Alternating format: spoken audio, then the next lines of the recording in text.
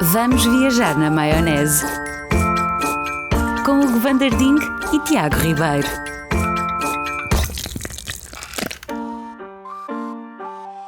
Ei! Sejam muito bem-vindos, amiguinhos e amiguinhas, a mais uma ronda de Vamos Viajar na Maionese. Sessão para este domingo, ou o dia onde quer que estejam, já em 2026. Estamos a viver esta experiência e mais uma viagem. Não é contigo não é, de certeza. Mais uma viagem para esta semana. E por onde vamos andar? Nós andamos, começamos o ano em... Olha, realmente foi em Realizes. Isto começou muito bem. Mas sim, eu não sei por onde é que isto vai andar agora. Pois não, que eu nunca conto. Um rato mesmo. Serás um rato ou um dinossauro? Sou um rato e um dinossauro ao mesmo tempo. Sou um dinorrato, um ratossauro. Falámos de reis na semana passada e desta vez vamos também mais ou menos. Eu tenho que fazer um disclaimer. Vocês, os portugueses, portanto, vocês têm muitas histórias escabroso, macabro,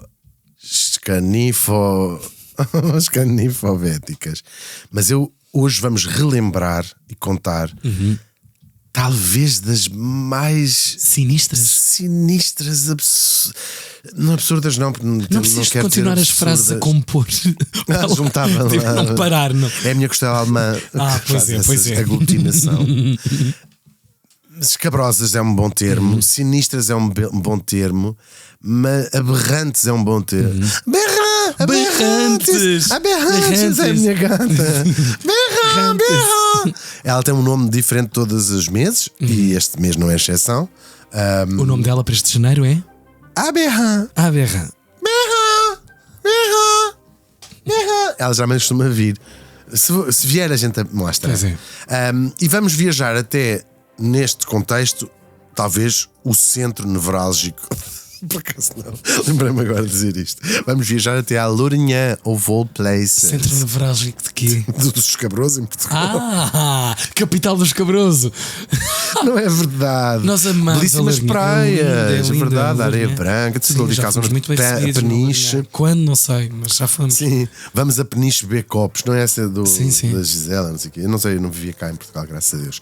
Vamos até a uma pequeníssima aldeia, mas mesmo pequeníssima, chamada Carqueja. Que fica na freguesia de São Bartolomeu dos Galegos. A Matilde está a fazer umas caras. Até a Matilde está a fazer umas caras horrorizada. Carqueja. A pensar, bem, não tem que ir procurar uma imagem disso. Não tem mais de 40 habitantes. Que é talvez o melhor que se pode dizer. Sim. O mal só atingiu 40 pessoas. Mas vocês já vão engolir tanto essas gargalhadas. Claro. Que é mesmo uma história terrível. E vamos conhecer aqui a nossa primeira personagem. Chama-se, não morreu. Francisco Leitão. É um tipo mais ou menos normal. Lá está na Carqueja. Quão normal consegue ser? O senhor Leitão da Carqueja. Era um dos 40 pessoas. Portanto, havia o Francisco Leitão e as outras 39 pessoas. É um tipo mais ou menos normal. Tem uma vida igual a tantas pessoas. Casou quando tinha 24 anos. Casou com uma tipa que os pais não gostavam dele. Ele já era assim uma figura. Não queremos que ela case com ele. E o casamento de facto vai só durar 2 meses. Ele depois ainda tem uma filha com outra mulher com quem não casou. O que é que ele fazia da vida? Tinha um negócio, ele vai ter vários negócios, mas tudo muito à volta deste tema. Um negócio de sucatas. Era sucateiro, comprava scrapes e tudo mais. O Rei Leão das patilhas. É um bocadinho o Rei Leão das patilhas de Cartagena. É o que põe os anúncios nos carros, não é? Sim. Olha, fica aqui um aviso. Um aviso, sim, não é aquela coisa que se pode fazer nos sites. Chegar ao Rei Leão. Ao Rei Leão das patilhas. Eu não vou vender o meu carro e se algum dia vender o meu carro, não vai ser ao Rei Leão das patilhas. Está dito. Queres também acrescentar o mesmo em relação ao teu carro? E eu odeio que deixe aquela porcaria no meu para-brisas, porque às vezes fica lá morto. Eu não vejo, depois vem a chuva e fica no papel. Matilde, tu vais vender o teu carro? Vai. Por acaso já precisa não fazer mal nenhum. E provavelmente, se não for o Rei das patilhas, não sei se não sei quem é que vai comprar. Parece quase aquela anedota. A Matilde vai passar a ponte 25 de Abril e dizem-lhe assim 1,50€ e a Matilde diz vendido. essa anedota me diz. É ótima esta. Vende já. Fique já. Eu vou a pé, eu atravesso a pé já. Gravíssimo. Estupidez. Já voltamos a Carqueja. Para já uma pequena pausa para as palavras do nosso patrocinador. E agora, umas palavras do nosso patrocinador. Ja, dankjewel, bye. Tiago, o Museu de Amsterdão perguntou se podes emprestar aquele Van Gogh que eu te dei agora no Natal para uma exposição que eles estão a fazer. Epá, eu vendi isso, eu já não tenho. Tu vendeste um presente que eu tenho no Natal? Sim, para continuar a jogar. O que é que és que eu tenho? Ai, não estou a acreditar nisto. Os jogos da Bacana Play são de facto muito divertidos. Opá, são mesmo divertidos. Mas não se esqueçam que devem usá-los apenas como divertimento. Por isso, joguem com responsabilidade. Bacana Play, dá um play na vida. Foram as palavras do nosso patrocinador. Estamos de volta para a segunda parte do nosso. Voltamos a Carqueja. Vamos Há quantos anos fazes fazes rádio? Há quase 20. Quase 20. Já uma vez tinhas dito já voltamos a Carqueja ao longo desta tua carreira. Nunca. Mas estamos cá sempre. Estás a ver, sempre. Claro. Todos os dias subimos Uma parada. Ou descemos, neste caso. Uma parada.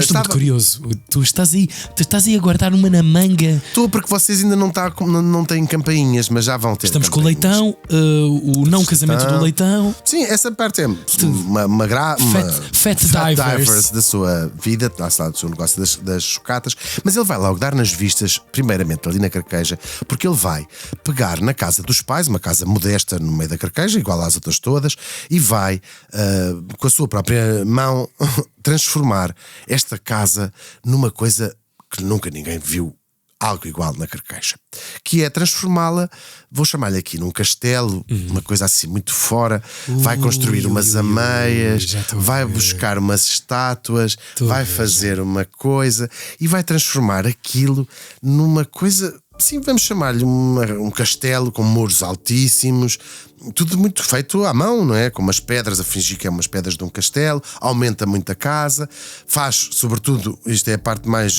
visível de fora, muros altíssimos, e depois orna com várias estátuas, imagens, a maior parte delas gnomos. Pois é. Eu conheço uma coisa que só vou dizer esta frase, não posso esperar muito sobre isto. Conheço um exemplar muito igual nos Açores.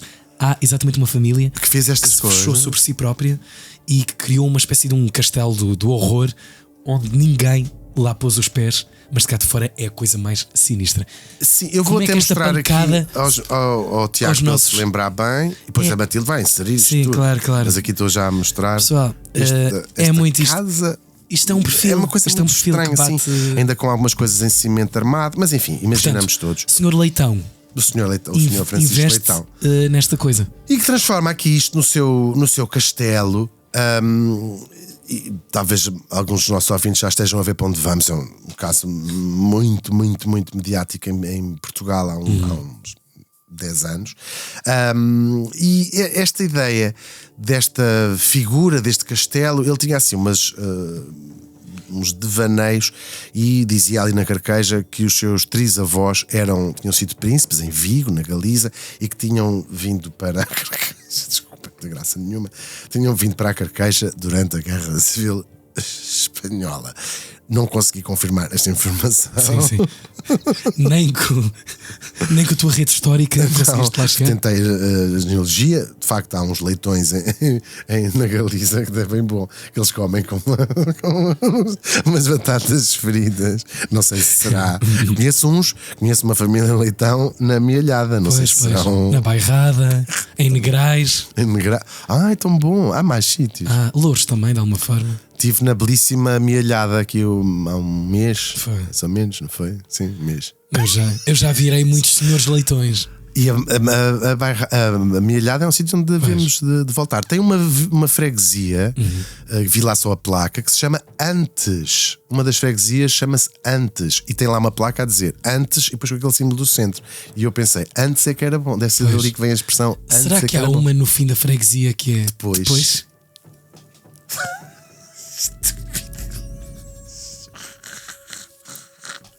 Fica aqui uma ideia. Um dia vamos fazer já, por acaso acho que já há uma coisa das melhores placas de Portugal. A minha favorita é na A1, quando numa das saídas diz Fátima Batalha, que eu acho que é uma médica da Caixa, a doutora Fátima Batalha. Faça favor, Fátima Batalha Consultório. Uma saída que agora, infelizmente, tenho conhecido. Infelizmente, não. Tenho conhecido bastante bem. Agora, Lá temos o seu castelo guardado por gnomos. Mas esta pessoa é uma pessoa que vai à rua, que... Sim, os vizinhos vão dizer que era muito simpático. É um bocadinho esta história. Era uma figura muito estranha. E sobretudo era uma figura um bocadinho estranha no sentido de se fazer sempre acompanhar por um enorme grupo de adolescentes. Estamos aqui a falar gente entre os 14 e os 17 anos, sempre imenso, rodeado de montes de pessoas que iam lá na casa e tudo aquilo era assim uma coisa.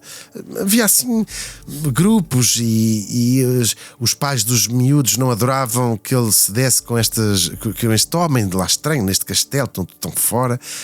Alguns pais proibiam mesmo de se dar com esse tal Francisco Leitão. Mas a maior parte destes adolescentes eram miúdos problemáticos, muito pobres, quase todos, de famílias pobres, e sobretudo tinham saído de casa, jovens problemáticos, com problemas, alguns até com a lei, apesar de serem adolescentes, enfim, rebelde way, como diziam nos Morangos com Açúcar.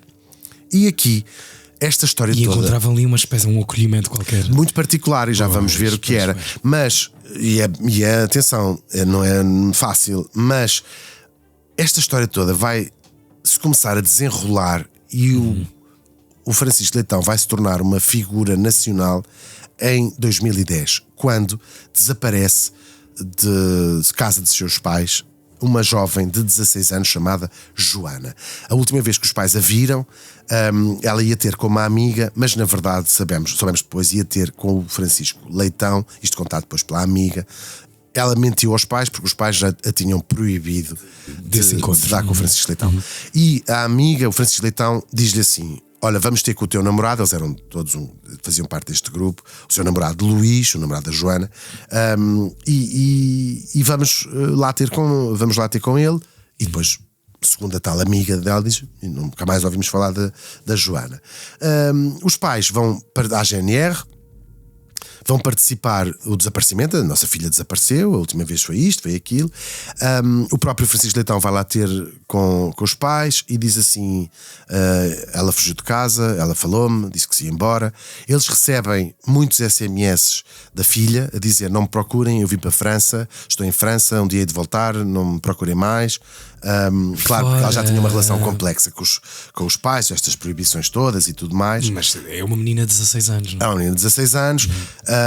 E aqui pronto, tem as mensagens. Eles acham que a filha tinha de facto fugido em França. O Francisco Leitão acompanha-os muitos e é melhor não procurarem mais. Ela de facto quer estar em França. Só que aqui há uma coisa que é: os pais e a Polícia Judiciária vão à Vodafone, que era de onde pertencia o telefone, que é uma operadora. Sim. E descobrem que aquele telefone está em Portugal. Aquele telefone não só está em Portugal, como está num aparelho em nome de outro rapaz, um rapaz chamado Ivo. E esse APJ vai se pôr em campo à procura de saber quem é esse tal Ivo. Ivo era um rapaz de que naquela altura tinha 23 anos, e que eles vão perceber, a Polícia Judiciária, eles vão até a casa dos pais e os pais dizem: nós não sabemos dele. Estamos em 2010, não sabemos dele há 2 anos, portanto estava desaparecido desde 2008. O que eles sabiam era: a única coisa que nós sabemos do nosso filho é que ele tinha tido alguns problemas com a polícia, coisas de tráfico de droga, etc. Quando tinha 17 anos, mais ou menos ali a partir dos 17 anos, ele sai de casa e vai viver para a casa do Francisco Leitão. É isto que os pais vão dizer à Polícia Judiciária. E rapidamente começa uma amizade muito estranha que tem contornos sexuais, apesar de ele ter 17 anos. E toda a gente ali sabia que eles eram amantes. E este Ivo e o Francisco Leitão. Sim. E até que a uma altura, com chatices com a polícia, o processo é exatamente igual. Começam a receber mensagens do tal Ivo a dizer: fugi para a Espanha, estou aqui em Espanha, está tudo a correr bem, peço desculpa por isto tudo. Um padrão. Sim, só que estes pais não foram à Polícia Judiciária nem à GNR, porque como o filho tinha de facto problemas com a polícia, Encaixava acharam perfeitamente, melhor. claro. Sim, estou aqui fugido em Espanha. E recebiam SMS do filho, recebiam até. O Francisco Leitão acompanhava muito este processo, ia lá à casa e dizia-lhe, Fora. chegava-lhes a mandar trazer fotografias do filho na Torre Eiffel, assim, em vários sítios, até que acaba por trazer também uma carta bastante estranha, escrita a computador, do Francisco Leitão. Diz assim: olha, o Ivo mandou esta carta para vocês. Eles lá leram a carta à volta. Ele diz: aqui está tudo bem em Espanha, estou organizado, vou-vos pedir. Eu sei que vocês não gostam do Francisco Leitão, e os pais de facto não gostavam do Francisco Leitão, até pelo que se falava daquela de história uma relação toda, exatamente. E o Ivo, supostamente o Ivo, vai pedir na carta que os pais ajudem economicamente o Francisco Leitão, que teria algum dinheiro, mas que o negócio das sucatas tinha falido e os pais lá vão dando dinheiro, e bastante dinheiro, para viver. Que volta. Até que, e ele lá sempre ia dizer: o Ivo está tudo bem, o Ivo está tudo bem. Chegam a fazer uma coisa muito fora, que é o Francisco Leitão às tantas chega ao pé do pai e diz assim: vamos a Espanha procurá-lo, que eu acho que sei onde é que ele está. E metem-se no carro. Nunca se percebeu se eles chegam mesmo a Espanha, se ele anda a dar voltas pelo Alentejo, assim umas coisas. Diz assim: segundo as minhas informações, ele está naquela cabine telefónica, foi daquela cabine telefónica que ele nos ligou, faz assim umas coisas. Uma cortina de fumo. O pai eventualmente também não, claro, se calhar é uma pessoa que não está muito atenta ao mundo, não é? E vão. Ele diz: ele agora desapareceu, passou ali do carro, viu, não sei o quê, e lá voltam para casa com aquela coisa: foram a Espanha, não foram a Espanha, assim, ninguém percebeu muito bem. O que acontece é que quando os pais do Ivo deixam de dar dinheiro ao Francisco Leitão, o Francisco Leitão também nunca mais lá apareceu. Desligou a tomada. Claro. E assim se tinham passado 2 anos, com os pais a acreditar que o filho estava em Espanha fugido, até que há este desaparecimento, este segundo desaparecimento desta jovem Joana. E então o Francisco Leitão, a PJ, liga aos pontos. Quer dizer, desapareceu um miúdo há 2 anos, desaparece agora uma miúda que manda SMS aos pais no telefone do registado miúdo, no nome daquele que também está no mesmo cenário. desapareceu há 2 anos e que supostamente estaria cá, e resolvem Leitão, anda cá a falar. deter preventivamente o Francisco Leitão, que tem nesta altura 42 anos, até porque ele já tinha antecedentes criminais de abuso de menores, e assim eles prendem. E enquanto ele está detido, o caso rebenta na comunicação social 2010. desta história em 2010. Até porque a Polícia Judiciária começa a desfazer estes nós e vai chegar a um terceiro desaparecimento, no caso de Tânia, uma rapariga de 27 anos. Ela tinha sido amiga, conseguem ligá-lo ao Leitão, fazia parte daquele grupo de muitos rapazes e raparigas, sobretudo rapazes e raparigas, que viviam ali no castelo, e ela tinha desaparecido em 2008 e tinha sido vista pela última vez no Hospital Torres Vedras. Ela estava lá com a filha tinha 10 anos, com uma filha pequenina. Tanto ela como a filha tinham sofrido violência doméstica do pai da miúda, e esta última vista, ela tinha de visitar a filha ao hospital e desaparece.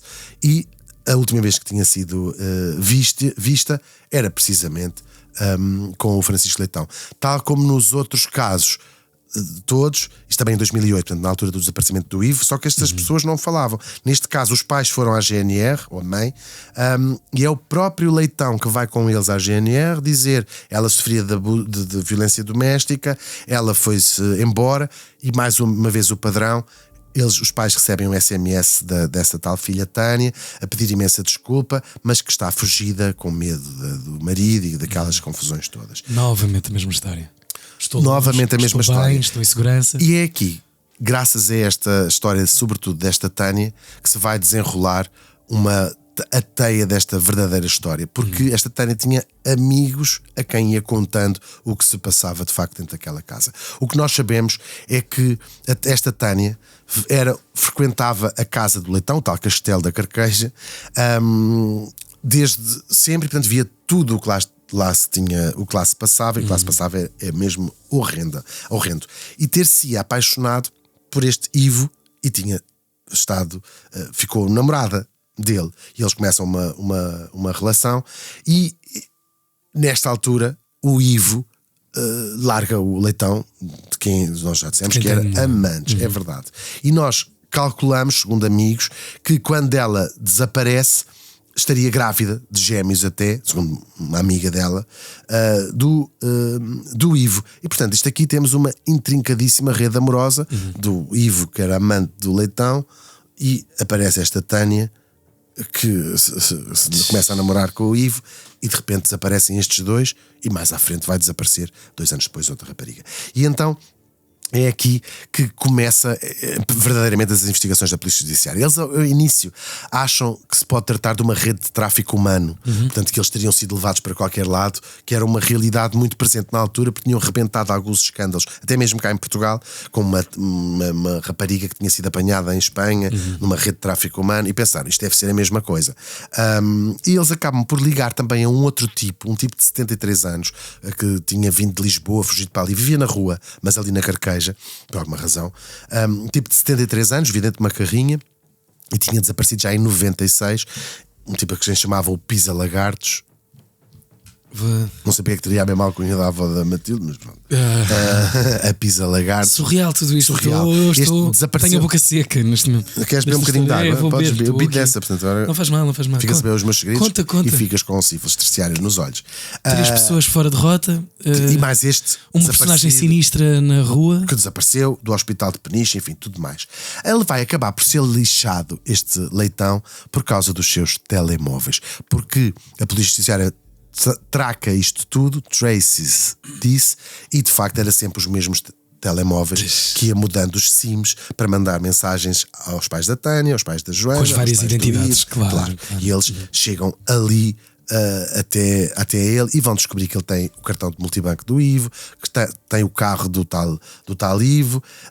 Descobrem depois nos seus computadores que aquelas fotografias todas que mandavam e a carta era tudo falso, quer dizer, nesta distância nós vimos que era uma evidência, e começam, com ele já detido por causa disto tudo, claro, começam as descobertas, estas descobertas macabras. Eles não eram de todos os únicos adolescentes a ir lá, e o país, Portugal, vai descobrir, e eu lembro-me bem disto, vai descobrir uma história absolutamente sinistra, sem pés nem cabeça desta história. Este tipo, que a partir de agora vamos tratá-lo por rei dos gnomos, que era assim que era tratado por estes adolescentes, tinha uma verdadeira corte de muitos miúdos, muito longe de ser só estes 3 adolescentes, que vinham de vários pontos do país.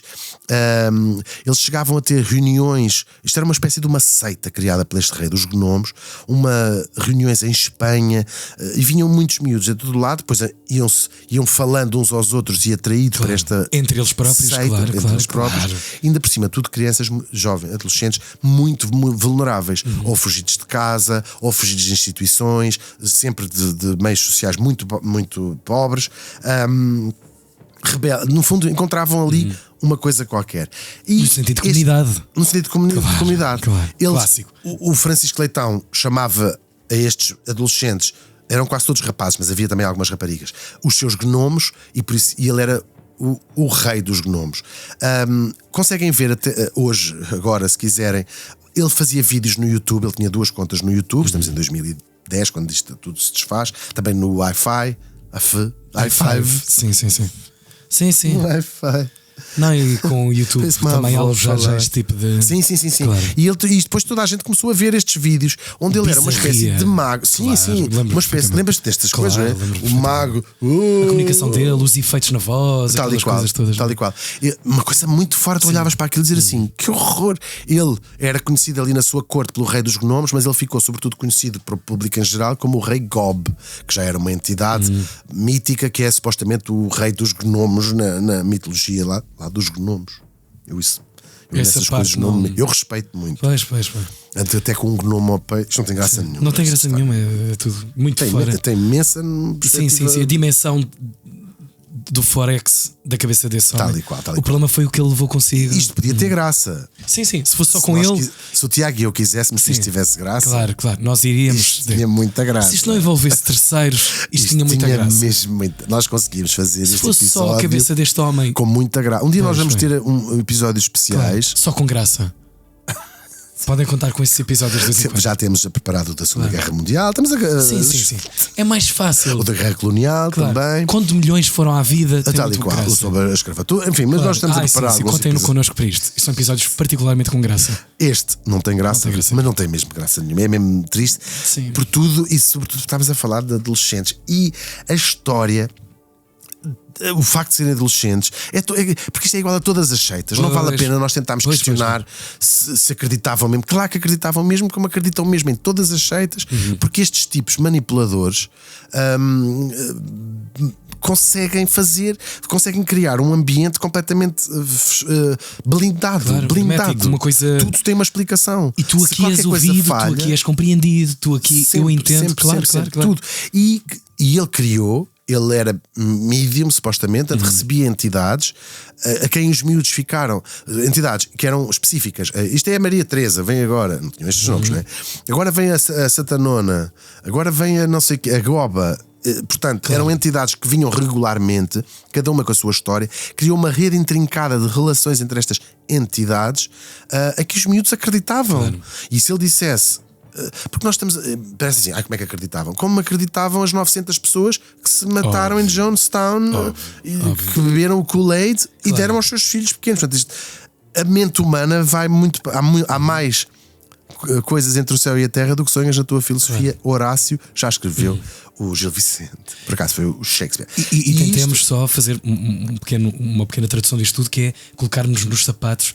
Que é o mesmo que dizem, na condição de cada um destes jovens, claro, que não tinha possivelmente acolhimento de nada na sua vida, à sua volta, e portanto aqui é um lugar de comunidade, é um lugar de conforto, e depois um chalupa que certamente domina a mente tudo. De uma e forma. Eles tinham verdadeiramente, claro, ele atraía-os inicialmente até com presentes e tudo mais para estas crianças, mas depois criou este universo onde eles tinham verdadeiro medo. Se ele dissesse Batilde Calado, que vamos fingir que é o nome de uma sim. Completamente uma grande invenção isto. Sim. Vai ficar triste se não fizeres não sei o quê. Os miúdos acreditavam naquilo tudo. Havia visitas aos cemitérios à noite, havia, e nos vídeos isso pode ser visto, aquilo parece tudo muito. Ele está filmado num dos vídeos do YouTube, é uma visita ao cemitério dos miúdos em pânico, está ali um fantasma, o que é aquilo? E ele diz, é a entidade. Tu vês. E de fora olhas assim, mas como é que isto é possível? Mas é mesmo possível. E então, este rei Gob vai dizer: o mundo vai acabar, a sua profecia, no dia 12 de dezembro de 2012. Lembro? 12, não é? Cá estamos nós. Estávamos anos antes, não é? E só ele é que podia impedir o fim do mundo. E então ele explicava uma coisa que é: cada pessoa, vê se eu consigo explicar isto segundo eu percebi, cada pessoa no mundo tem a sua energia positiva e tem uma cópia de si mesmo, algures no mundo, com uma energia negativa. Esta parte agora é mesmo muito sinistra. Vamos até deixar uma pausa se quiserem ouvir outra coisa. Vamos beber um copo de água aí agora. Com crianças ou isso. Mesmo vem sexo, coisas terríveis.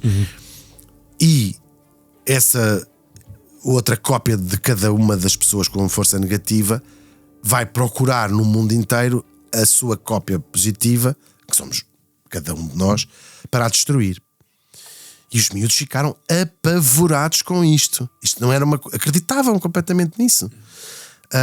E a única maneira de destruir essa energia negativa era através de umas injeções de energia positiva feitas através de relações sexuais com o rei dos gnomos. E assim, durante anos, estes miúdos, quase todos rapazes, mas também há uma ou duas raparigas, mas quase todos rapazes, foram violados regular e consistentemente pelo rei dos gnomos durante anos, 2 anos, 3 anos, 4 anos, 5 anos. As idades deles entre os 14 e os 17 anos, todos eles, é crime em todos estes casos, e são constantes, regulares. Aquilo tinha um calendário que era semanal, 2 vezes por semana, sobretudo com. E se falhasse, é muito engraçado, não, é muito, sei lá, perturbador. Os próprios miúdos estavam tão embrenhados naquela pânico de morrerem que alguns deles deixaram de sair à rua. E falam nos seus depoimentos, quando começam a ser ouvidos, dizem: não, eu tinha mesmo medo. Se falhassem naquelas violações, eles próprios iam procurá-lo, com medo o sentido da culpa, de morrer, da responsabilidade. Ou seja, o que ele criou foi violação aqui, talvez não no sentido físico de agarrar, mas no sentido de criar uma narrativa que sustentasse a violação. E no caso da lei, isto enquadra-se exatamente na mesma coisa de agarrar uma pessoa, está a usar aquela pessoa. E pronto, isto é muito terrível, não é? E também há outras histórias que começam a aparecer isto nesta altura, para além destas histórias, deste pânico que ele criou, também muitas vezes, através das entidades, não é? As entidades vêm aí. E também drogaria muitas vezes estes eu ia te perguntar miúdos. É verdade. E agora, um dos jovens que tinha sido atraído para este castelo e que também sujeitou a todas estas histórias, tinha sido Luís. Um jovem também dali, e tal e qual, tudo igual, completamente embrenhado nestas histórias, completamente entrou no ciclo das tais energias positivas do Francisco de Leão. A única coisa que e ele ficou, digamos, este era o novo paixão do Rei dos Gnomos. Já tinha sido o tal Ivo, agora estamos em 2010, era este Luís. E é totalmente manipulado pelo Rei dos Gnomos. A única coisa que o Rei dos Gnomos não conseguiu manipulá-lo foi que ele, por mais que o convencesse, foi que ele deixasse Joana, a sua namorada, a nossa rapariga que tinha desaparecido em 2010. A teoria é que ele a terá matado por ciúmes. Do Luís, que não morreu, não é? E depois, fazendo as contas, chegou-se à conclusão, esta a conclusão da acusação, que tinha sido exatamente o mesmo que tinha acontecido com a Tânia, a primeira, e o Ivo.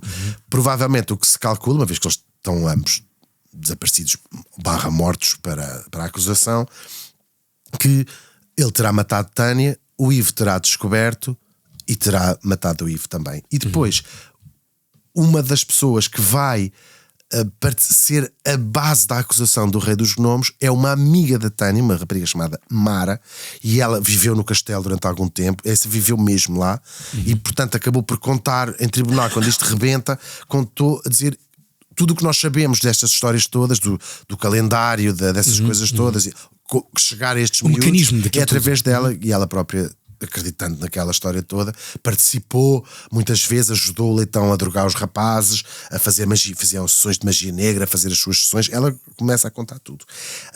Só que ela também acreditava que aquilo era tudo. Ele dizia, não era ele, eram umas entidades que vinham fazer aquelas coisas, e nós estávamos, não era o Leitão que a gente estava a respeitar, era aquelas entidades todas. E ela vai contar aquilo que sabe das últimas horas do Ivo. Ela estava com eles, assistiu uma discussão muito grave entre o Rei dos Gnomos e o tal Ivo, que tinha sido seu amante, que lembramos, ou que ainda era, mas estava com a tal Tânia. Com outra relação. E eles, durante a discussão, o Rei dos Gnomos bate-lhe na cabeça com uma barra de ferro. E ele ficou desacordado, com sangue. Esta Mara estava com ele, ainda vivia lá na casa na altura. O Rei dos Gnomos disse assim: vamos levá-lo para algum lado. Põe-no na bagageira do carro e levam-no até um pinhal. Há ali um sítio que tem uma casa abandonada com uns buracos. Só que ela percebe que vai enterrá-lo, e ela foge. E no dia seguinte ela vai ter com o Rei dos Gnomos e então o que aconteceu? Ele diz, não, ele afinal não estava, eu sabia que ele não estava morto. Ele até fumou um cigarro e foi-se embora. Sim, e ela própria acha que ele de facto não estava desacordado, mas não estava eventualmente morto. E depois disso, esta amiga Mara vai-se convencer de facto que ele não tinha morrido, porque vai receber os seus clássicos SMS do Ivo a dizer está tudo bem, que ele estava bem. Nunca mais o viu, mas vai-se convencer de facto que ele recuperou e que está tudo bem. Tal como os pais do próprio. Tal como toda a gente nesta história. Claro. A polícia, depois deste testemunho, vai acreditar que é aqui que ele morre, que é assim que ele é morto. Vão fazer vasculham o pinhal inteiro, mas não encontram nada. Também vão vasculhar a casa toda. Há uma célebre masmorra onde supostamente aconteceriam aquelas violações, lá no tal castelo que ele construiu, mas nunca se encontra nada. Aliás, este caso tem a particularidade, há muito poucos casos judiciais assim, onde até hoje nunca foram encontrados os corpos de absolutamente nenhuma destas 3 vítimas. Não só, a própria fazer uma search naquilo, isto é uma zona da Lourinhã, quem conhece, toda aquela zona Novas, Península, tudo. Tem muitas florestas densas, portanto é fácil esconder um corpo e pode ser encontrado daqui a 100 anos o que é que tenha sido. E claramente esse homem tinha capacidade de mecanismos muito acima da média. Tinha aqui um engenho aqui. Toda a narrativa, toda esta casa, todas estas práticas careciam de muitas horas, certamente, de pensamento e de sustentar isto. Sim, que ele levou estas. É verdade, mas ainda assim, sem corpo, portanto, sem corpos. A acusação fica. Ele é acusado dos 3 homicídios. Não levam para a frente aquele do tal velho do Pisa Lagartos, não levam para a frente. E depois tem a ideia de como terá matado o Ivo, com a tal história, mas nem sequer há ideia nenhuma como terá matado as outras 2, nem quando, nem como. Vai ser também. São 2 processos judiciais. Deste processo vai ter, por cúmulo jurídico, cada um destes 3 homicídios, vai apanhar a pena máxima em Portugal, 25 anos de prisão. E é um tribunal de júri, que também é uma coisa mais rara. Ele vai se declarar sempre inocente, e com a base da defesa não há nenhuma prova material que se quer que nenhum destes jovens esteja morto. O que é uma coisa particularmente cruel para as suas famílias. A família dessa miúda Joana ficou contente com a acusação dele, mas a mãe, e em entrevistas dela, vive na esperança de que a filha possa não ter morrido. É um bom argumento de defesa, não há nenhuma prova de que eles estejam de facto mortos, mas não serviu. E a acusação ganhou e foi condenada a 25 anos de prisão. E um luto que é muito complexo de fazer, obviamente, pela ideia de que este Crápula nunca, em momento nenhum, vacila a dizer só pelo menos onde é que executou e o que é que executou, absolutamente onde é que estão estes corpos. Ele esteve em tribunal com um tom bastante frio, com até uma coisa irónica sobre a questão, que é muito interessante ver a opinião de psiquiatras que dizem que tem a ver com personalidades manipuladoras, obviamente. Foi afastado esquizofrenia, todas essas questões, talvez aqui o síndrome de borderline, mas sobretudo esta megalomania que acontece nestes casos narcísicos, etc., em que o próprio desafio à justiça e até a maior parte dos erros que cometem tem a ver com a sua própria noção de inimputabilidade. Eu nunca vou ser apanhado, eu nunca me vão. Portanto, eu posso tratar o tribunal com o maior desplante possível, porque quem são vocês para me estarem a questionar? Até há mais casos judiciais que não envolvem necessariamente homicídios, onde nós vemos às vezes réus tratarem o tribunal com enorme despeito por acharem experimentem lá. Sim. De que é que me vão acusar? Que é que está-me a falar, cabo? A perguntar onde é que eu vou de férias e tudo, sem estar aqui a referir nenhum caso judicial presente. Nem paralelos entre uma coisa e outra, obviamente, mas. Não, isso não, claro. Mas o tipo maníaco, psicológico. Um maníaco, há um assim. procedimento. Ou seja, as noções de grandeza também não me vão apanhar nunca. Claro. Assim. Ele vai ser julgado pela segunda vez no segundo processo. Ele tinha espalhado câmaras pela casa toda e vai ser acusado de cerca de mais de 500 violações. Cada ato é um crime, não é? A de 12 adolescentes entre os 14 e os 17 anos, pornografia, porque ele filmava também aquilo tudo. Vai haver novo julgamento e ele vai acabar por ser condenado a 17 anos. Em como jurídico poderia ser 2 penas consecutivas, uma de 25, quando acaba essa, podia fazer a outra, mas o ordenamento penal português, e bem, não permite. O 25 é o máximo. Sim, também não vale a pena ninguém. Sim, é o que é. E bem, sem essas coisas, prisões para sempre. É o nosso cenário, mas, é com isso que lidamos. Sim, é verdade. Ele vai recorrer até ao Supremo, o Supremo não lhe deu razão, apesar de ele ter uma belíssima. É dizer, a como narrativa, é que se provem? Claro. Porque ele nunca disse. Agora vou ter que me emendar, que ainda é mais sinistro. Ele nunca disse que não os matou. O que ele disse sempre foi: provem que eu os matei, provem que eles estão mortos. Ele nunca disse: eu não os matei. Encontrem-nos, não é? Mas é o clássico dessa megalomania, dessa coisa. Ele, na polícia, no início das investigações, dizia: eu não matei ninguém, mas todo o argumentário dele de depois é: provem que eu os matei. O que podia ter corrido mal, podia ter mesmo sido o crime perfeito, não é? Mas não foi.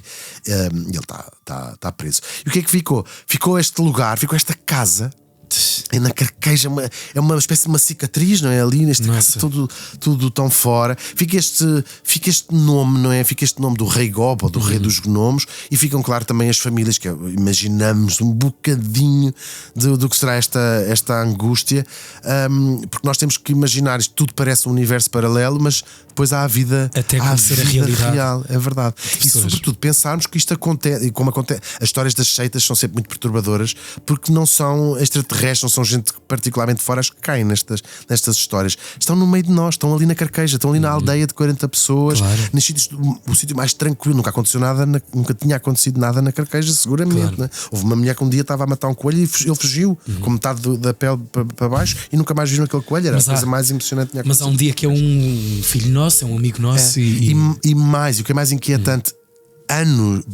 pode estar a acontecer atrás daqueles muros do castelo, anos e continuadamente e tantas vezes. E depois ele está ali, era o Francisco Leitão, vai trabalhar, levanta-se de manhã, vai fazer a sua vida, toma um café, e do outro lado desse sítio, desse castelo, está a acontecer estas coisas. Acaba por ser quase uma metáfora, não é? Perfeita para. Parece uma fantasia, parece que está tudo a correr bem, mas não está. É, no fundo, a embalagem de uma coisa muito mais simples, mas também muito mais terrível, que é esta capacidade humana para manipular, dominar e, no fim, destruir. Fica contado o episódio desta semana com o apoio de sempre da Bacana Play, também a produção da Força de Produção, o vídeo da Matilde Calado, ainda a banda sonora do Noise Earth. É o nosso pequeno nome, mas é bonzinho este aqui. Eu não posso a narração e a locução da Mia Tomé. Nós regressamos na próxima semana. Não é uma fascinante história? É fascinante. Até para a semana. Mas para a semana dá-nos um bocadinho de LOL. Sim, para a semana é. É vacalhaço desta porcaria. Contem com isto. É a avó, é outra vez a madame. É a avó. Dá para rir muito. Beijinhos. Beijinhos.